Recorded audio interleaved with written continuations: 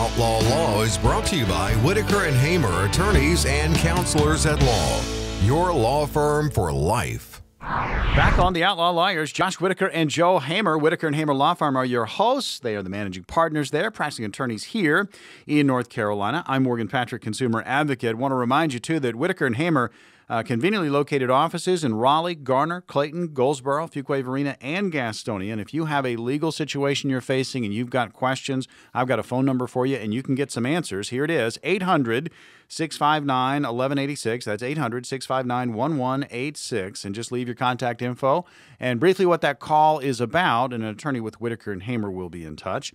Again, you can always email your questions to the program, and we'll use them on a future show. Questions at theoutlawlawyer.com. Again, that's questions at theoutlawlawyer.com. Well, the show has gone to the elephants. Gentlemen, take it away.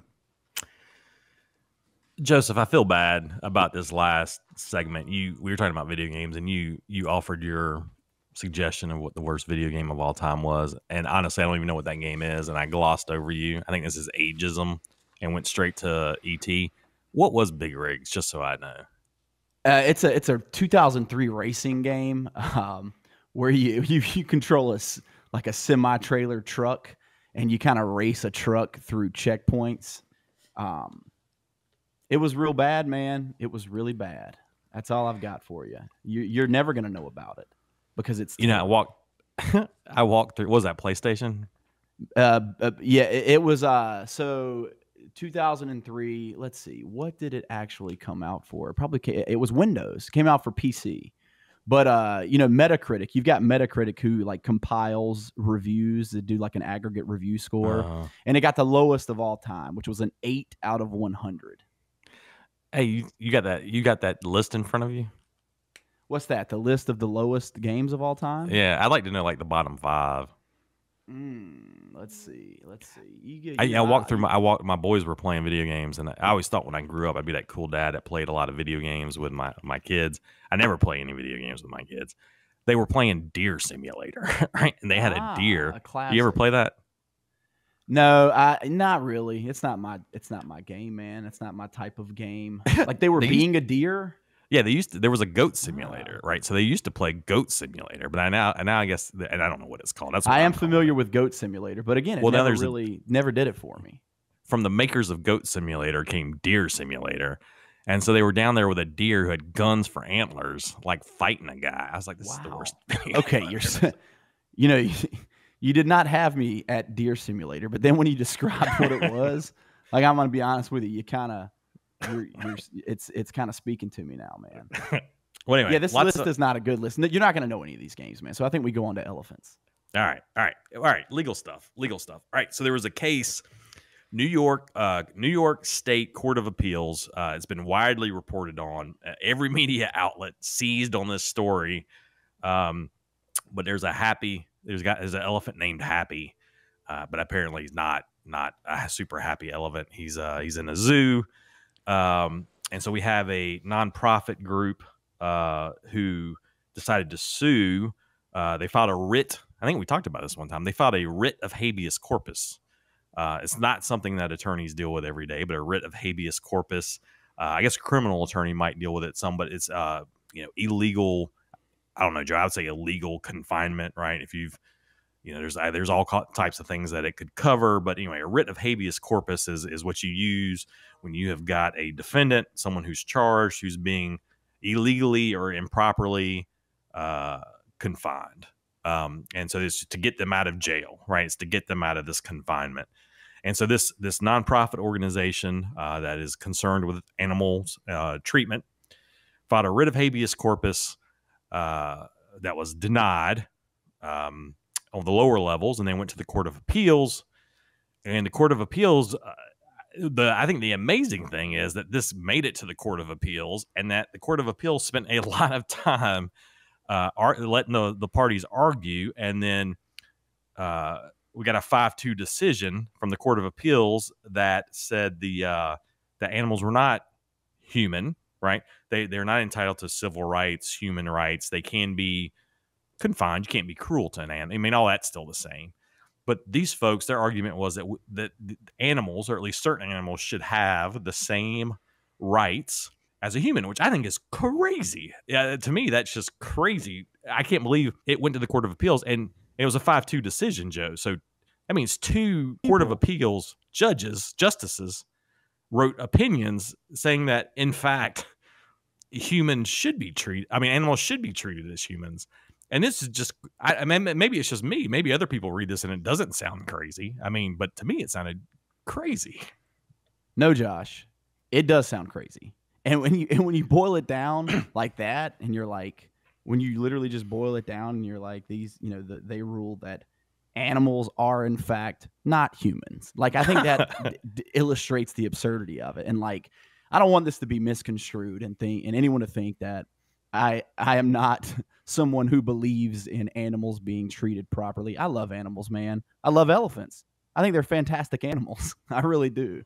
But like, there's a line that we draw between a human being and an animal. And we really love to throw out the slippery slope term. And I think you see, this is one of the greatest illustrations of a very, very slippery slope. It's like a slope that you put a tarp and Dawn detergent on, and you can just really slide down, because you start classifying animals, and you give them the same rights as humans.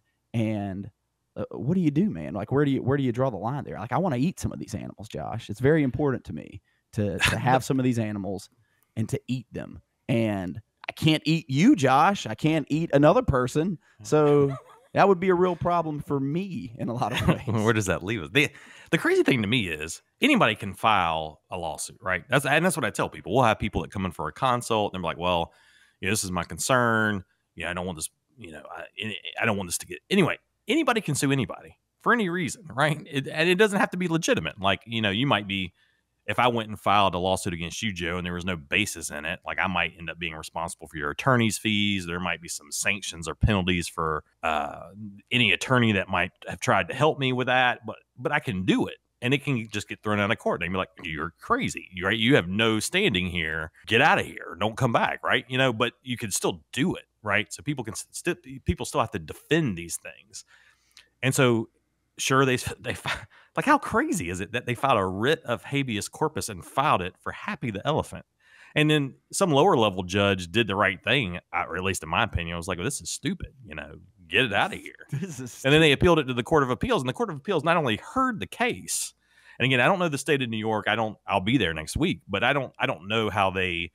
I don't know if they get to pick, all right, or do the Court of Appeals have to hear anything that was appealed? Like, I don't know the process for the state courts of New York. Again, a good reminder, me and Joe are only licensed to practice in North Carolina. But they heard that there were oral arguments, there were pleadings filed, and a judge and 7 justices, voted, and 2 of them were on board. And not only were they on board, right? So 5, they wrote sharply worded dissents. And they didn't agree. They both agreed that the elephant should have some rights, but they didn't agree exactly how it would happen. So they wrote their own dissents. So there were 2. Usually, a lot of times there's one dissenting opinion and everybody will join in. Sometimes there'll be 2 if one judge has another legal theory he wants to express. But here we had 2 justices who think, yes, Happy the elephant should have human rights, and they got there differently, right? They were different. They wanted to say different things about it, it's like one level of crazy after another level of crazy. One of the quotes from, I guess, Judge Jenny Rivera is one of the dissenting justices who thought Happy's rights should be protected. And so her quote was, from her opinion, was, Happy's captivity is inherently unjust and inhumane. It is an affront to a civilized society, and every day she remains a captive, a spectacle for humans, we too are diminished. And I was like, what else? What's the, I didn't get it, man. I just couldn't follow it. I was like, what's these moments? You can have these moments in life where you're doing a thing, you're in your profession or your career and you're doing a thing. And like, you have that moment where, like, the light bulb goes off and you're just like, what am I doing right now? Like, what am I doing in my life? What is this? And I think for me as an attorney, that moment would be when I am drafting a sharply worded written dissent about whether or not an elephant should have the rights of a human. I think that would be that moment for me. I It was when this kind of thing succeeds, it's just shocking to me. And look, man, we got little dogs, right? We got little dogs that are useless, right? They don't serve any. They don't do anything, right? They're not protecting us at the house, right? They're just living this life of obscene luxury for a dog, I would argue. But we're not at home torturing animals, we're not supporting dog fighting. But, no, I love animals. Please don't get me wrong. Don't mistreat elephants. Treat them very well. But my love of animals is it does not extend to they should have the same rights as humans. But I don't know, Joe. I thought that was just a crazy story, crazy case, and not important in the grand scheme of things. Besides, there are people in the judiciary who side. That's the whole story to me. There's two people out there who are judges that think elephants should have the same rights as me and you. Right. Yeah. It's one of, man. I was just going to say, it's one of those cases that kind of gives you whiplash. You see it, and you're like, what? Really? And it's kind of hard to look away from it. You got to talk about it. Yeah, I got this. Talk about little dogs, Josh. Like little dogs, and I don't know. This is a tangent. This is a sidebar. This is our third. But like you think about like a little dog and how you say they serve no purpose. But like think about that little dog came from like a giant wild wolf, right? Like that's the descent. Like they were. How do we not have tiny domesticated elephants? Because I could get down with like a mini elephant pet. To be honest with you. I saw a news story where somewhere they got pygmy hippopotamuses. They got one, a pygmy hippopotamus. Hippopotamus?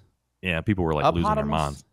Yeah, the hippopotamuses are like the most dangerous creature in the world, right? Well, not the Isn't pygmies. that a thing? Yeah, I don't know. They're pretty dangerous. The big ones are. I would imagine, mini me would be pretty dangerous too. I don't know. There's one quote I want to share before we leave this story, but in one of I don't remember where I took this from, but anyway, the nonprofit's founder is a guy named Stephen Wise, and his quote was, he said he was pleased that they managed to persuade some of the judges, to go with them on their side here. And he noted that the group has similar cases underway in California and other states, and has more planned in other states and other countries. So this is a nonprofit who exists solely. This is their goal. We want somewhere, some jurisdiction, some state, some country to say animals should be treated with the same rights as humans, and that's their sole goal. So this is someone, when you talk about judicial, when you talk about activism through litigation. I'm using the wrong term. I can't bring the term to mind, but that's what this is. This is a nonprofit. This is their goal, and they're going to keep going until they can do it. But interesting. The Outlaw Lawyers tackling elephants in this portion of the program. We're going to come back and talk about more legalese. Josh Whitaker and Joe Hamer are your hosts. You can find them at Whitaker and Hamer Law Firm. They're the managing partners there, and they're practicing attorneys here in North Carolina. Offices conveniently located for you: Raleigh, Garner, Clayton, Goldsboro, Fuquay, Varina, and Gastonia. And if you have a legal situation and you've got some questions, I've got a phone number for you: 800-659-1186. That's 800-659-1186. Leave your contact information, briefly what that call is about, and an attorney with Whitaker and Hamer will be in touch with you. And also, you can email your questions to the show, and we'll answer them on a future edition, and that's questions@theoutlawlawyer.com. Questions@theoutlawlawyer.com. And check out the website. It's a good one, theoutlawlawyer.com. We're back right after this.